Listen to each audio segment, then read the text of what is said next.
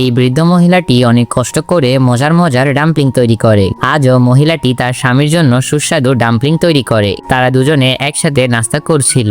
লোকটার অফিসে দেরি হয়ে যাওয়ার কারণে লোকটা তাড়াতাড়ি করে সেখান থেকে চলে যায়। এরপর মহিলাটি যখনই একটা ডাম্পলিং এ কামড় দেয় তখনই সেই ডাম্পলিংটা চিৎকার করে ওঠে। তখন দেখা যায় এটা একটা জীবন্ত ডাম্পলিং, যার হাত পা সবই আছে। মহিলাটি সেই জীবন্ত ডাম্পলিংটাকে লালন পালন করতে শুরু করে। তার নাম দেওয়া হয় ডাম্পলিং।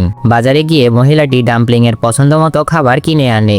একদিন একটা কুকুর ডাম্পলিংটাকে খাবার চেষ্টা করে। মহিলাটি তাকে কোনো মতে বাঁচিয়ে সেবা যত্ন করে ঠিক করে নেয়। ধীরে ধীরে ছোট্ট ডাম্পলিংটা অনেক বড় হয়ে যায়। ডাম্পলিংটা এখন তার মতো বাচ্চাদের সাথে খেলতে চায়, তবে মহিলাটি তাকে খেলতে দিতে চায় না। তারপরও ডাম্পলিংটা লুকিয়ে লুকিয়ে খেলার জন্য চলে যায়। খেলতে গিয়ে ডাম্পলিংটার শেপের 12টা বেজে যায়। মহিলাটা তাকে সেখান থেকে জোর করে নিয়ে আসে। বাসের মধ্যে মহিলাটা ডাম্পলিং এর শেপ ঠিক করে দেয়, তবে মিস্টার ডাম্পলিং মহিলাটার উপরে অনেক রেগে যায়। আচ্ছা, আপনি কি বলতে পারবেন আমি কতবার ডাম্পলিং শব্দটি উচ্চারণ করেছি?